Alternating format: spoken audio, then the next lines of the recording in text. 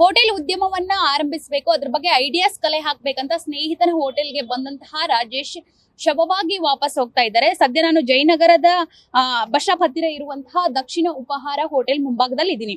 ಧಾರವಾಡದಿಂದ ಬಂದಂತಹ ರಾಜೇಶ್ ಏನ್ ಮಾಡ್ತಾರೆ, ಹೋಟೆಲ್ ಐಡಿಯಾಸ್ ಅನ್ನ ಫ್ರೆಂಡ್ ಹೋಟೆಲ್ ಅಲ್ಲೇ ಪಡಿಬೇಕು ಅಂತ ಇಂದು ಬೆಳಗ್ಗೆ ಬರ್ತಾರೆ. ಬೆಳಗ್ಗೆ ಬಂದು ಹೋಟೆಲ್ ಹೆಂಗ್ ರನ್ ಆಗುತ್ತೆ, ಸೊ ಅದ್ರ ಮೂಲ ಮಾಹಿತಿಯನ್ನ ಕಲೆ ಹಾಕ್ಬೇಕಂತ ಫ್ರೆಂಡ್ ನ ಹೋಟೆಲ್ಗೆ ಬಂದಾಗ ಓಪನ್ ಲಿಫ್ಟ್ ಅಲ್ಲಿ 2ನೇ ಫ್ಲೋರ್ಗೆ ಹೋಗ್ಬೇಕಾಗಿರುವಾಗ ರಾಜೇಶ್ ಅವ್ರು ಏನ್ ಮಾಡ್ತಾರೆ, ತಮ್ಮ ತಲೆಯನ್ನ ಆಚೆ ಹಾಕಿರೋ ಪರಿಣಾಮ ಸಜ್ಜಾಗೆ ಹೊಡೆದು ಸ್ಥಳದಲ್ಲೇ ಮೃತಪಟ್ಟಿರುವಂತಹ ಘಟನೆ ನಡೆದಿದೆ. ಈಗಾಗಲೇ ಜಯನಗರ ಪೊಲೀಸರು ಘಟನಾ ಸ್ಥಳಕ್ಕೆ ಬಂದು ಪರಿಶೀಲನೆಯನ್ನ ಮಾಡಿ ಮೃತದೇಹವನ್ನ ಕಿಮ್ಸ್ ಆಸ್ಪತ್ರೆಗೆ ರವಾನೆ ಮಾಡಿದ್ದಾರೆ. ಅಂದ್ರೆ ಮೃತದೇಹ ಪೋಸ್ಟ್ ಮಾರ್ಟಮ್ಗಾಗಿ ಕಳಿಸಿದ್ದಾರೆ.